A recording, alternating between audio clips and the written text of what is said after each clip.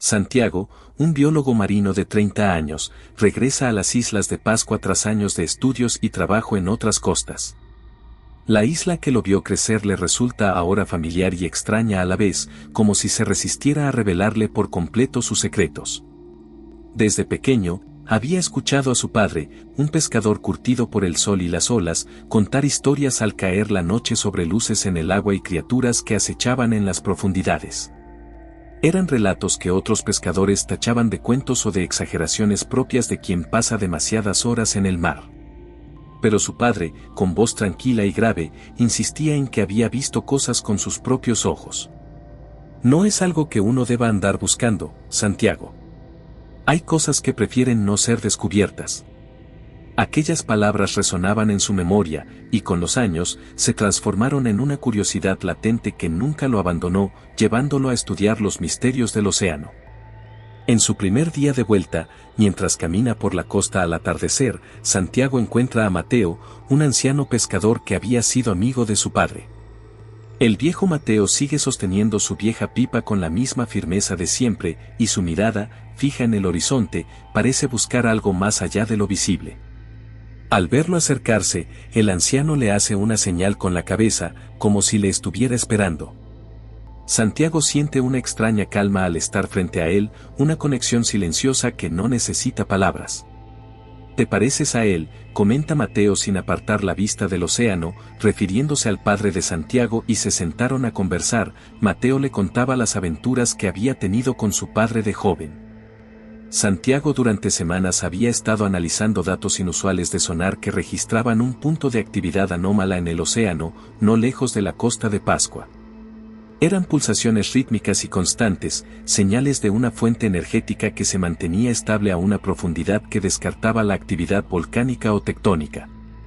Fascinado por el patrón de esos pulsos, Santiago decidió montar una expedición personal, con la excusa de estudiar la flora y fauna en esa región del fondo oceánico. Sin embargo, su verdadera motivación iba más allá de la ciencia ordinaria. Ya en el punto marcado por el sonar y con su equipo de buceo listo y la nave ajustada para inmersiones profundas, Santiago se lanzó al agua, siguiendo las coordenadas de esas pulsaciones hacia el abismo. A medida que descendía, el silencio del océano lo envolvía, y la luz del sol se desvanecía hasta sumirlo en una penumbra absoluta. Pronto, a través de la penumbra, notó un brillo débil en el fondo, una luz que no debería estar ahí, pero que latía suavemente como el pulso de una criatura viva. Con el corazón acelerado y el haz de su linterna iluminando las sombras, Santiago se acercó al origen de la luz y vio lo imposible, una estructura gigantesca y simétrica, con detalles que no correspondían a ninguna tecnología humana conocida. Era una nave, o al menos eso parecía, pero llevaba tanto tiempo bajo el agua que se había convertido en una parte del fondo marino, cubierta de vida marina y con una quietud que solo el paso de los siglos podía otorgar. Sin poder contener su asombro, se aproximó lentamente, observando las líneas angulosas y precisas de la estructura. Algo en su interior le decía que debía seguir adelante, como si una fuerza ancestral lo guiara. Santiago rodeó la estructura, inspeccionando las líneas geométricas que parecían parte de un diseño impenetrable. Tras un rato de exploración, notó una abertura en el costado, casi oculta por formaciones coralinas que se habían adherido a la nave, como si el océano mismo intentara cubrir ese portal.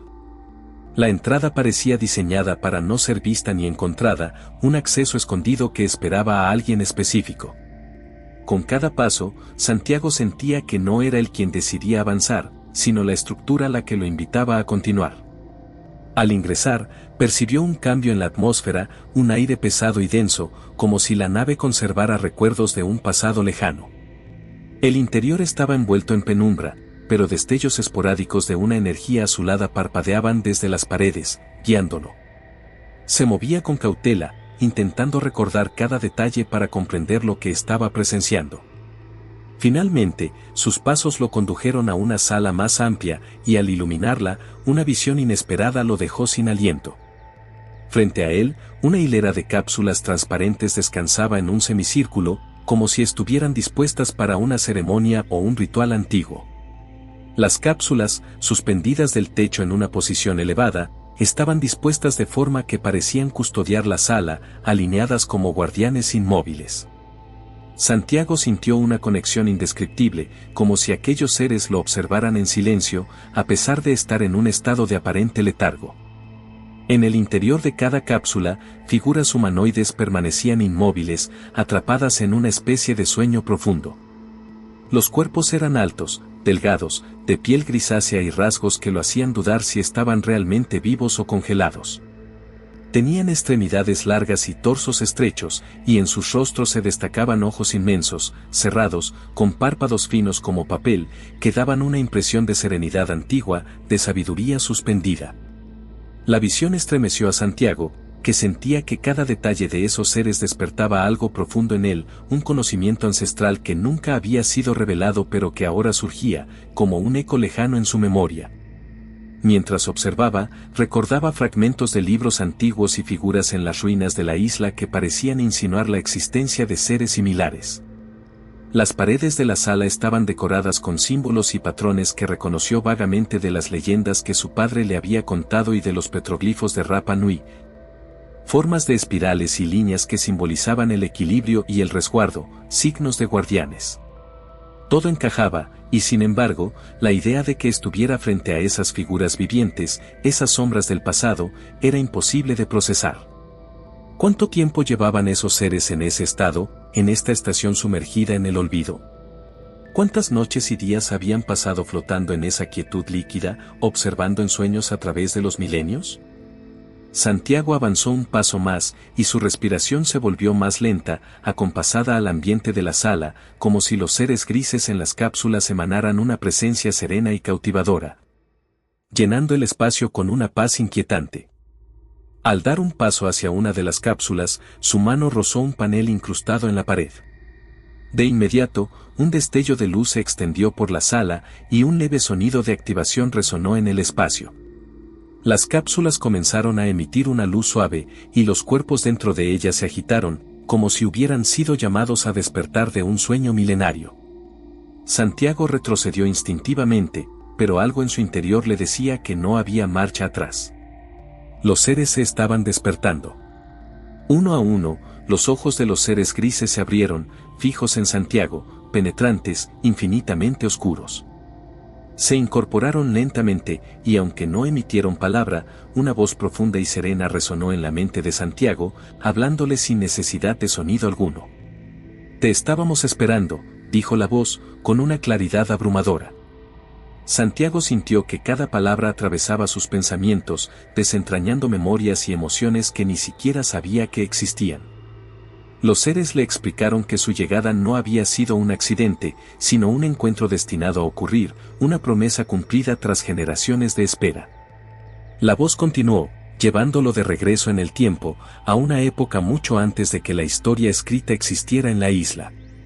Hace milenios, cuando los ancestros de tu pueblo llegaron a estas tierras, el océano les entregó secretos y promesas que solo los elegidos pudieron comprender. Los primeros en asentarse en la isla percibieron nuestra presencia bajo las aguas y, aunque temieron, no huyeron. Con el tiempo, ellos supieron que había algo que observaba y protegía la isla desde las profundidades. Santiago veía en su mente una serie de imágenes difusas, figuras primitivas reunidas junto a la costa, sus rostros iluminados por las primeras luces del amanecer, mirando con respeto y temor hacia el océano. La voz continuó. Ellos comprendieron que el equilibrio de esta tierra estaba unido al equilibrio del cosmos, y que fuerzas oscuras deseaban alterar esa paz. Fue entonces cuando aceptaron convertirse en nuestros guardianes en la superficie. Tus ancestros, prosiguió la voz, hicieron un juramento.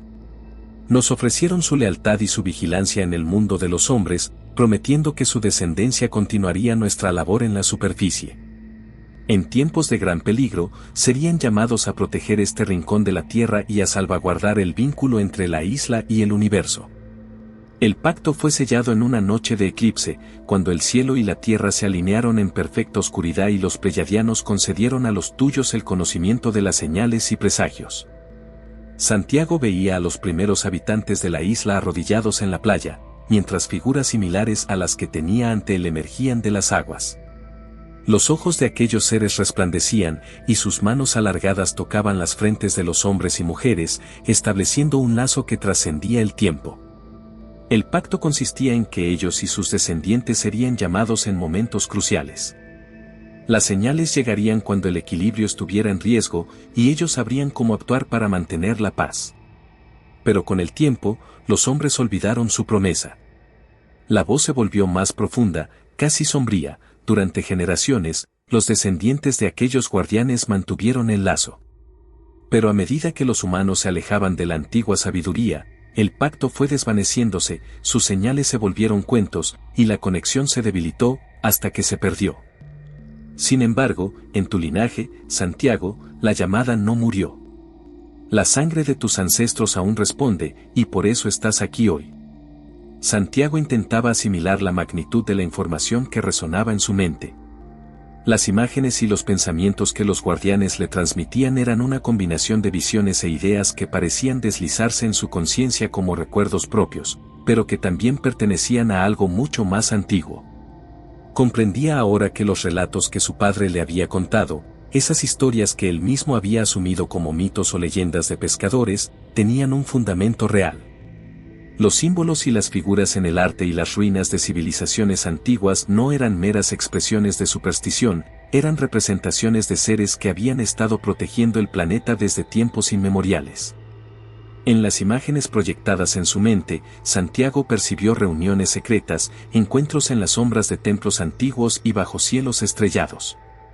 Los guardianes le mostraban cómo arqueólogos, historiadores y científicos a lo largo de la historia se habían topado con estos secretos.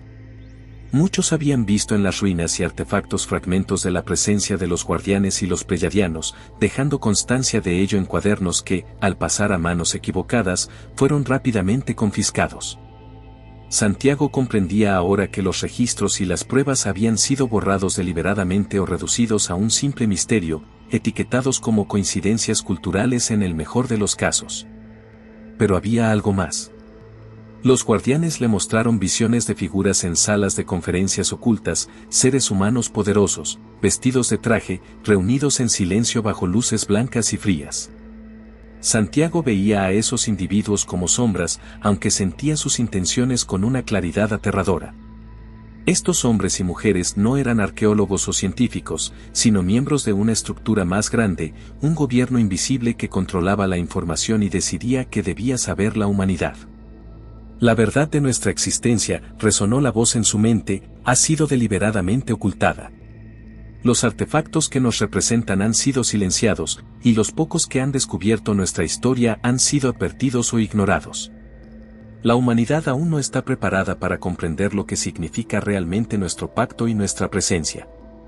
Las imágenes mostraban a arqueólogos y exploradores que habían sido advertidos para no seguir investigando, y a otros, menos afortunados, que habían desaparecido tras divulgar sus hallazgos. Santiago entendía ahora que había un sistema, un gobierno secreto que supervisaba lo que llegaba a la conciencia pública, seleccionando cuidadosamente qué aspectos de la historia debían permanecer en la oscuridad. Los guardianes y sus aliados pleyadianos eran vistos como una amenaza potencial para quienes controlaban los conocimientos ocultos. Porque cualquier revelación sobre su existencia implicaría reconocer que los humanos no estaban solos y que fuerzas superiores influían en su destino. La humanidad está cerca de un despertar, continuó la voz, pero aún no. Mientras tanto, aquellos que comprenden nuestra misión en la Tierra y en el cosmos deben guardar este conocimiento. Se requiere de quienes son como tú, Santiago, y de quienes llevan esta historia en su sangre, que mantengan la promesa y custodien lo que está reservado para un futuro aún lejano. Santiago sentía una mezcla de indignación y comprensión. Ahora sabía que su misión no era simplemente continuar el pacto de sus ancestros, sino también navegar en un mundo donde la verdad era celosamente protegida por quienes preferían que los humanos permanecieran ignorantes. La promesa de los guardianes no era solo una responsabilidad con la tierra, sino una vigilancia constante en un juego de poder y silencio, un pacto que él debía proteger para que, en el momento adecuado, pudiera ser revelado. Los seres continuaron, y sus palabras penetraron en la mente de Santiago como fragmentos de un conocimiento antiguo, demasiado vasto para que un ser humano pudiera entenderlo en su totalidad. Este planeta es más que una morada, repitieron, con un tono aún más solemne. La Tierra se encuentra en una intersección de energías cósmicas, una encrucijada donde convergen fuerzas y flujos que sostienen el equilibrio de muchas dimensiones. Aquí, en sus océanos, en su atmósfera y en cada uno de sus seres, existen vibraciones únicas, energías que fluyen entre planos y reinos de existencia. Es un espacio donde los caminos del universo se entrelazan y donde se han sellado pactos de paz que aseguran la armonía en realidades que la humanidad aún no puede ver.